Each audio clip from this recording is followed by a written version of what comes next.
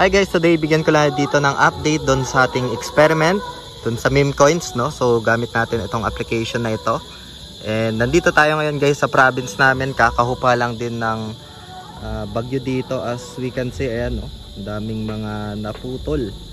And kahit pa paano today medyo okay na yung panahon, no? So yan, medyo makulimlim pa din, pero today pag-usapan lang natin itong ating meme coin na experiment dito guys, no? So pag-uusapan natin ito guys, itong ating pina-experiment dito sa video natin today. Pero bago tayo dito magsimula, kung hindi nyo pa na-like itong video na ito, please like this video first, subscribe nyo yung YouTube channel natin, turn all the bell icon para ma-notify kayo dito sa mga updates natin na ginagawa sa ating YouTube channel guys, no? So ginawan ko to ng video noong nakaraang araw. I would say this is like day 1 to 3 na ito.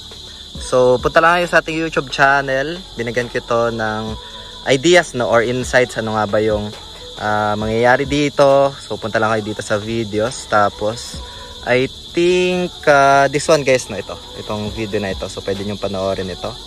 Ayan, yung meme coins experiment natin. Pero for now guys, balikan muna natin yung application na ginagamit natin dito. As we can see dito guys, meron tayong profits kahit pa paano, 103.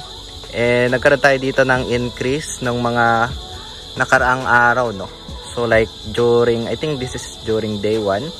So may profits tayo during that day, maybe around 11 USDT, 10 USDT.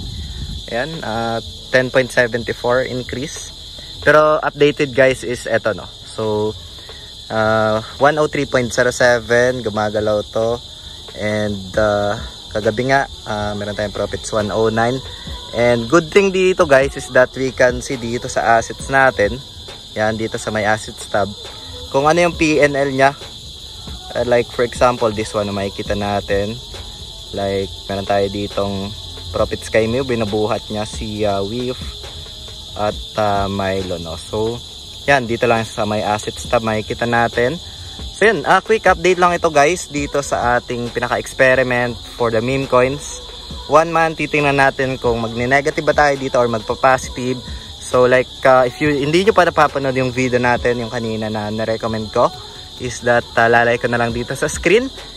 Quick update lang ito guys, no? So hope everyone is safe.